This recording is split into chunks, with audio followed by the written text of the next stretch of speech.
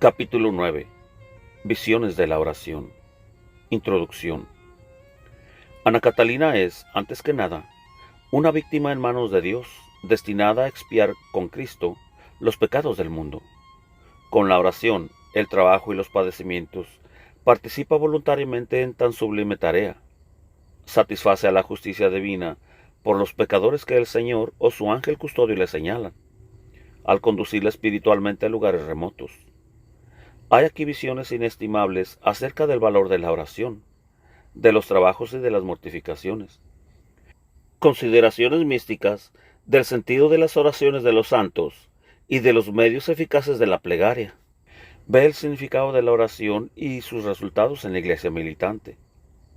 Así como Ana María Tiagui seguía en visión los triunfos de Napoleón y los males que infligía a la iglesia, y ella oraba y expiaba por el Papa y por la iglesia, igualmente Ana Catalina ha seguido visionariamente las ofensas a la Iglesia y al Papa, y ha expiado las culpas de los religiosos y seglares, aplacando la cólera divina con sus voluntarias satisfacciones. 1. El valor de la oración. Me hallaba en un espacio inmenso y luminoso, y a medida que me fijaba en el horizonte, aquel espacio se ampliaba más y más.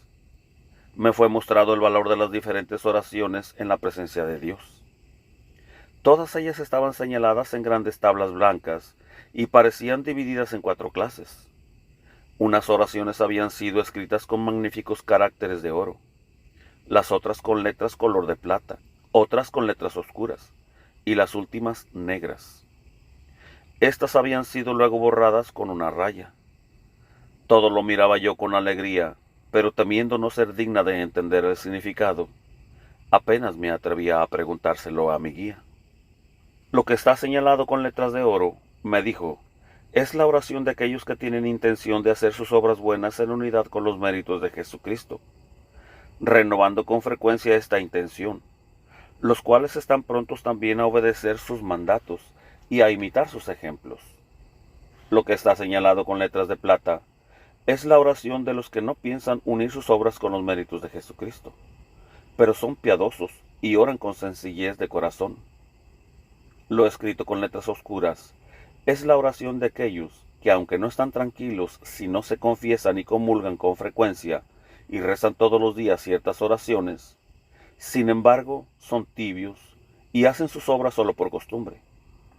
Finalmente, lo escrito con letras negras y luego borrado es la oración de aquellos que ponen toda su confianza en las oraciones vocales y en las buenas obras que creen practicar, pero no cumplen los mandamientos ni hacen lucha contra sus pasiones desordenadas.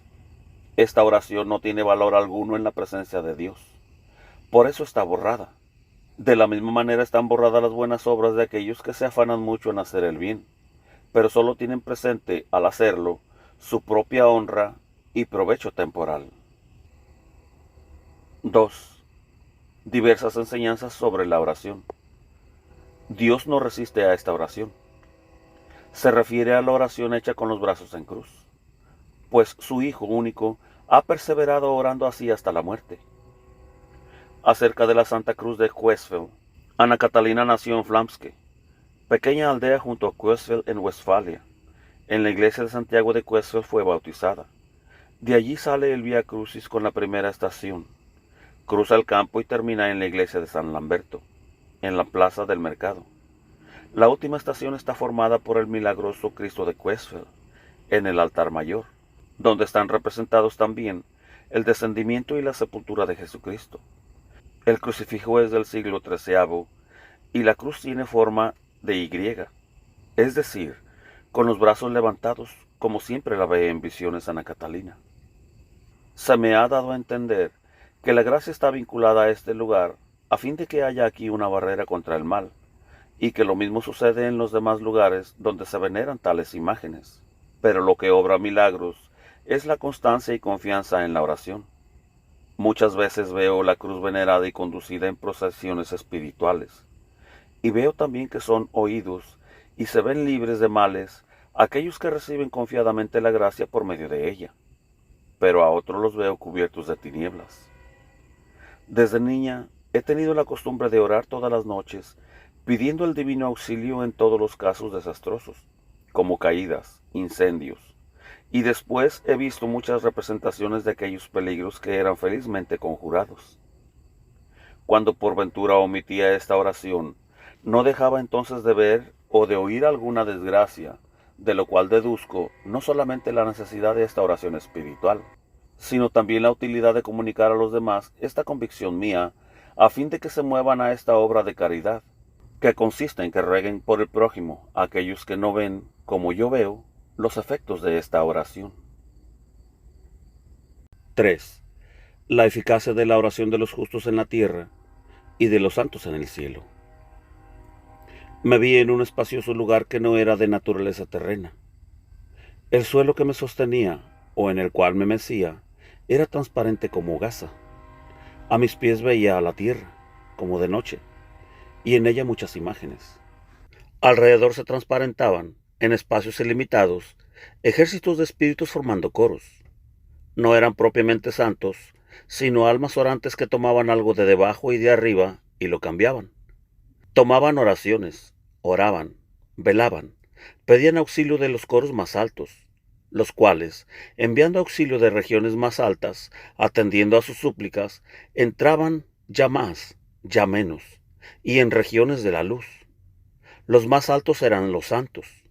Los que me rodeaban parecían almas destinadas por Dios para ver los peligros de la tierra y pedir auxilio. Cada uno de los oficios y estados parecían tener allí almas que rogaban por ellos. Todo lo que me rodeaba era activo en mutuas obras de caridad. Yo también oré, porque he visto mil necesidades, y Dios envió auxilio por medio de sus santos. El efecto de la oración se manifestaba instantáneamente, ya surgiendo algún obstáculo inesperado que impedía que se cometiera el pecado, ya ofreciéndose alguna circunstancia al parecer casual, ya cambiando de opinión a alguna persona. Vi, por ejemplo, que moribundos impenitentes se convertían por la virtud de la oración y recibían los sacramentos. Vi a otros que, habiendo dado caídas peligrosas o estando a punto de ahogarse, se salvaron por la oración. Siempre me parecía que era casi imposible que se salvaran si no se hubiera rogado por ellos. Vi que lo que había de ser causa de la ruina de alguno era removido como leve paja mediante la oración. Admiré la justicia de Dios. Mi guía me exhortó de nuevo a orar y a pedir a mis conocidos que oraran por la conversión de los pecadores, por los sacerdotes, para que sean firmes y constantes en la fe, pues se acercan tiempos difíciles y los enemigos de la religión católica no perdonan medio alguno para introducir en la iglesia el cisna y la discordia. La confusión será cada vez mayor. 4. Ve en un cuadro ángeles y santos y el efecto de la oración. Mi guía me subió a lo alto, como por una escalera infinitamente elevada, y vi desde allí que otras almas, que hacían oración en diversos lugares, fueron subidas como por hilos. Yo estaba arriba, a unas 5 gradas bajo el nivel de una grande y admirable ciudad resplandeciente. Se descorrió por ambos lados una especie de cortina azul inmensamente grande, y vi en el interior de aquella reluciente ciudad. Las calles de los palacios y los jardines confluían al centro, donde todo brillaba con singular fulgor, de tal modo que no resistían mis ojos a tanto esplendor. Allí donde me dirigía con el deseo durante la contemplación, se me mostraba otro orden de santos y de ángeles, y yo pedía su intercesión a todos los coros de los santos y a todos los ángeles. Vi que las vírgenes y los mártires eran quienes primeramente ofrecían sus ruegos ante el trono de Dios. Después venían los coros, y la Santísima Trinidad parecía acercarse como un sol saliendo de entre las nubes. Vi ahora a estos coros como si fueran pequeñas formas lúcidas, cual ángeles luminosos, pequeños y finos. Vi a los querubines y serafines, ángeles alados, cuyas alas eran de rayos de luz, que incesantemente se movían. Vi también otros coros de ángeles y arcángeles, y a los ángeles custodios. Con las santas vírgenes vi a muchas que habían vivido en estado de matrimonio, como Santa Ana, y a otras de los primeros siglos, a Santa Cunegunda. Santa Cunegunda, hija de los condes palantinos del Rin, a quien San Enrique tomó por esposa y vivieron en matrimonio como hermanos. Después de la muerte de San Enrique, entró Santa Cunegunda en el monasterio de San Benito, que había fundado, donde vivió aún 15 años como santa religiosa, y a otras mujeres castas, pero no vi a Magdalena. En esos jardines no vi animales ni aves. Cuando miraba al suelo, delante de mí, veía las gradas donde estaba. A la izquierda y a la derecha era todo ceniciento, y mirando a la cortina, era de color azul. Por detrás, como si fueran islas, vi toda clase de ciudades, campos y jardines. Estos lugares eran de la tierra, que se levantaban a medida que mis ojos se dirigían hacia ellos. Vi allí a muchos que hacían oración. Sus oraciones eran como vías que se componían de palabras luminosas o como cartas que subían al cielo y entraban en el pecho de los ángeles y de los santos. He visto que algunas oraciones eran negras y caían al suelo. Otras, que habían quedado incompletas, fueron apoyadas por otros y encaminadas al cielo. Vi en los ángeles mucho movimiento, pues subían y bajaban. Lo mismo vi en los santos.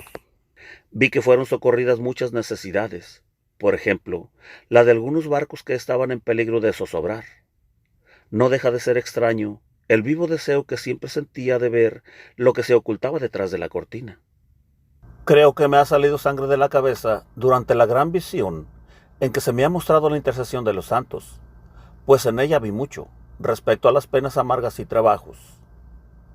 Mientras cada uno de los santos presentaba ante el trono de Dios lo que había sufrido por los pecadores, se representó ante mis ojos lo que pasaron, y vi todas las espinas de la corona y otros instrumentos de la pasión. 5. Ve la dignidad y virtud del Santo Rosario. Vi el Rosario de María con todos sus misterios. Cierto piadoso solitario había honrado a la Madre de Dios tejiéndole guirnaldas de flores. Tuvo una inteligencia profunda de la significación de las flores y hojas de aquellas guirnaldas, las cuales eran ofrecidas por él cada vez con mayor fervor. Entonces la Virgen pidió para él una gracia a su divino Hijo. La gracia fue concedida, y es el Santo Rosario. Vi el rosario rodeado de 3 órdenes de hojas de diferentes colores, en las cuales estaban representados, en figuras transparentes, todos los misterios de la Iglesia, del Antiguo y Nuevo Testamento. En el centro del rosario estaba María con el niño, por un lado rodeada de ángeles y por otro de vírgenes, que se daban las manos unos a otros. La cruz salió de un fruto semejante a la manzana del árbol prohibido, penetrada de parte en parte. Su color era especial y estaba llena de pequeños clavos. En la parte interior ostentaba la imagen de un mancebo, de cuya mano salía un sarmiento que se extendía por los brazos de la cruz, en la cual se veían otras figuras que sorbían el jugo de los racimos. La unión de los granos estaba formada por rayos o hilos de diferentes colores, entrelazados a modo de raíces, según su significación natural y mística. Cada uno de los Padres Nuestros estaba rodeado de una guirnalda de hojas, de entre las cuales salía una flor en la que se veía la imagen de alguno de los misterios dolorosos o gozosos de María. Las Aves Marías eran estrellas de piedras preciosas.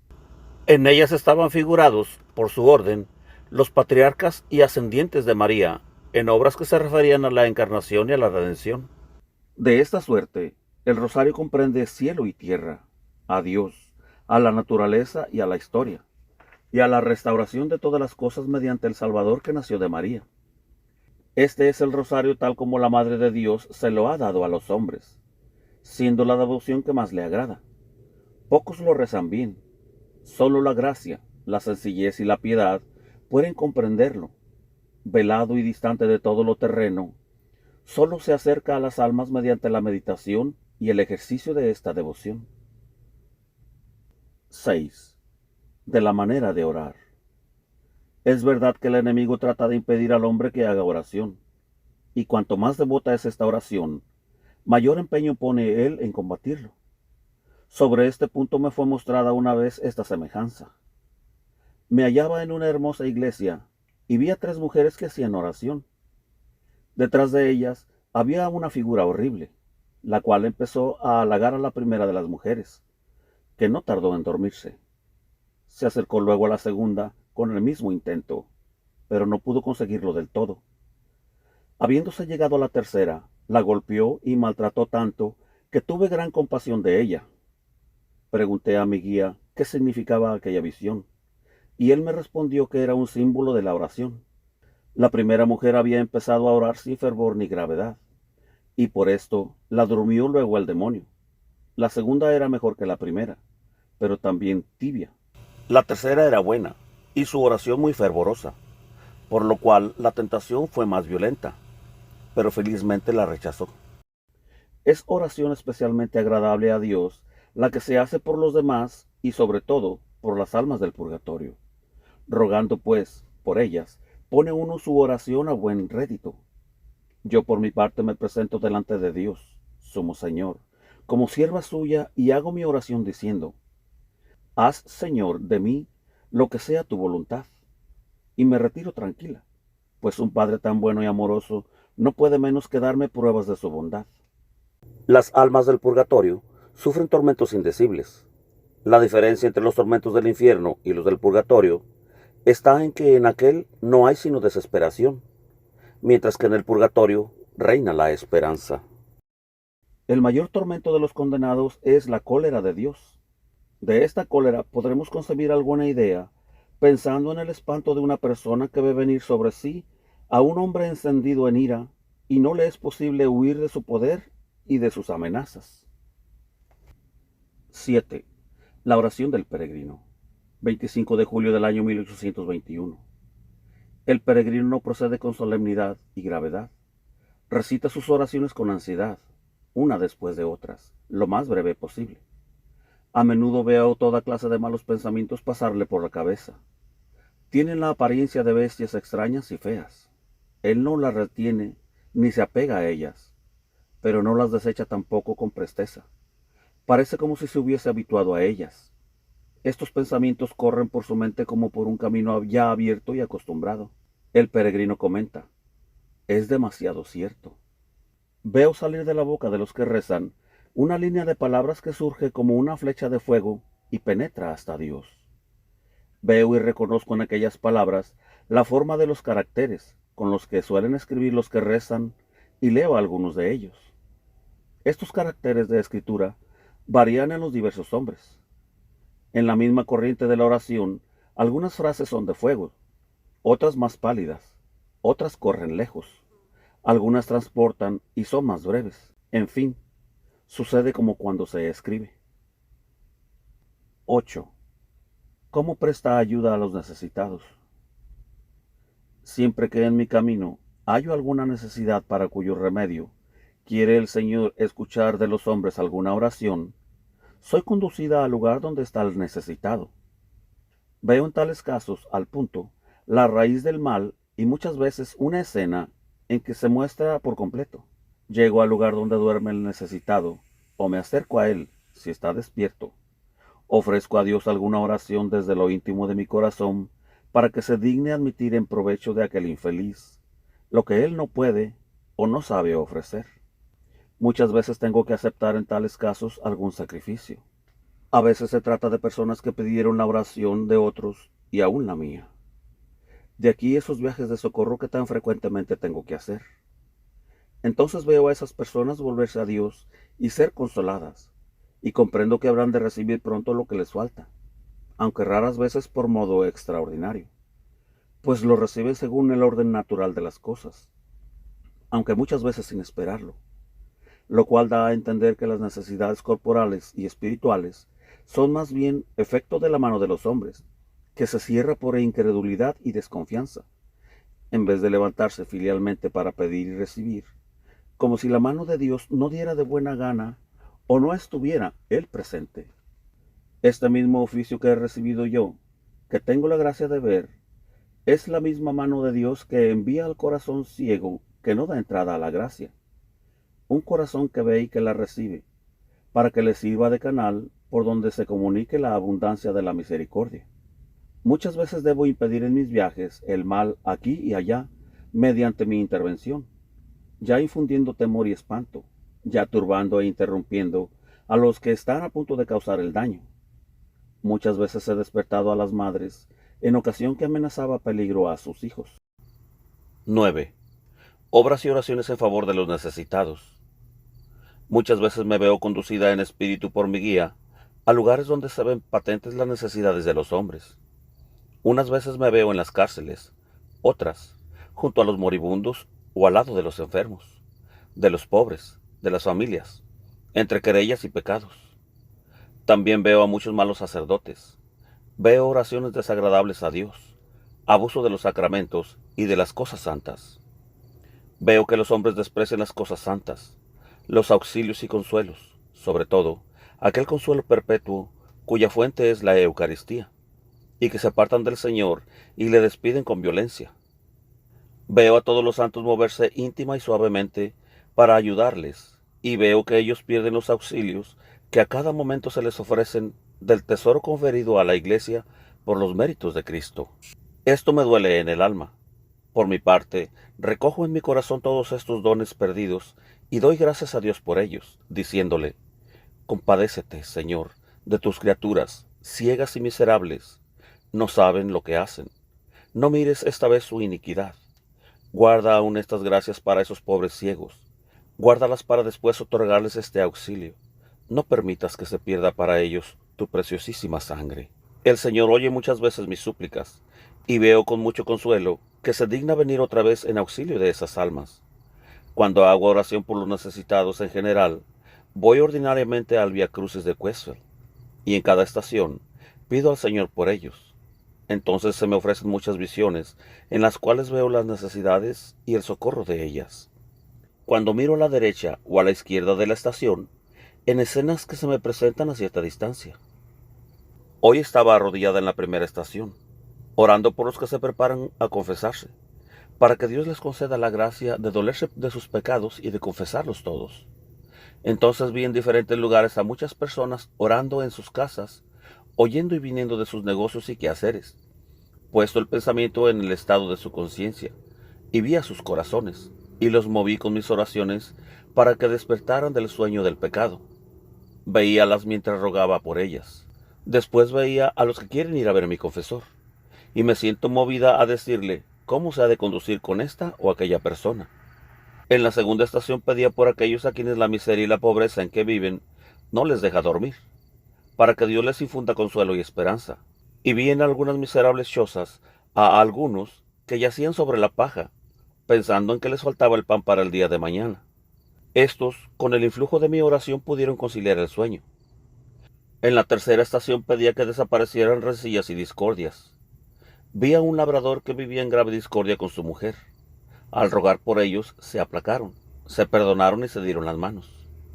En la cuarta estación, rogaba por los caminantes para que desecharan todo pensamiento mundano y fueran en espíritu a Belén en busca del niño Jesús. Vi alrededor de mí muchos hombres que iban en diferentes direcciones, llevando las provisiones en la espalda. Uno de ellos iba muy distraído con pensamientos mundanos. Rogué por él, y vi que tropezando con una piedra del camino cayó por tierra y dijo: el demonio es quien ha puesto aquí esta piedra. Pero al punto se repuso, y quitándose el sombrero empezó a orar tranquilamente y a dar gracias a Dios. En la quinta estación rogaba por los cautivos que, habiendo perdido la esperanza, no piensan en el tiempo santo, privándose así de este magnífico consuelo. Entonces era yo también la consolada. Lo demás se me ha olvidado. 10. Se le muestra el bien que puede hacer en su estado de enfermedad. Cuando pensaba en que estoy postrada en cama en tan lamentable estado, decía al Señor: ¡ay de mí! Otros ayudan y trabajan, mientras yo aquí estoy sin movimiento. Le pedía se dignara darme alguna obra que pudiera hacer. Entonces vi de repente una taberna donde disputaban varios hombres. Rogué a Dios de corazón que se aplacaran estos hombres, y vi en efecto que se avinieron al punto, y recobraron la paz. Después me acordaba de caminantes pobres, carentes de auxilio. Vi de repente a un hombre triste y miserable, que se arrastraba por el camino y no tenía que comer, ni sabía dónde iba a pasar la noche. Me moví a compasión al verle, y pedí por él. Entonces apareció un caballero, que le preguntó a dónde iba y de dónde era. El caminante contestó, y nombró las ciudades de cuyo nombre no me acuerdo. El caballero le dio algunas monedas y continuó su camino. Admirado quedó el hombre, contemplando aquel dinero. Eran como 4 duros en muchas piezas. No acertaba a explicarse la razón por la que le había dado tan considerable suma. Dios es admirable, dijo. Si hubiera llegado a la ciudad antes, no habría reunido tanta cantidad. Entonces vi que estaba pensando en qué iba a emplear aquel dinero. Todavía me parece que le estoy viendo. Después me condujo mi guía a un lugar donde había unos 20 enfermos, cuyas llagas exprimí con mis labios para curarlos. Mi guía me indicó esta obra de caridad y yo lo hice ciegamente. Fuimos atravesando puertas y paredes hasta donde estaban los enfermos, y él me dijo lo que yo tenía que hacer. Veo las cosas penetrándolas de parte a parte, y aunque haya muchas personas alrededor de los enfermos, todavía los veo. Los enfermos parecen dormidos o desmayados cuando los voy a socorrer. Después mejoran. En Westfield he socorrido a varios de ellos esta misma noche. A algunos los conozco, en particular a un muchacho de 12 años de quien he de informarme. Solo en países cristianos acudo con tales auxilios. En los países remotos de paganos voy como navegando sobre la oscuridad y pido a Dios, muy compadecida, que ilumine a sus moradores.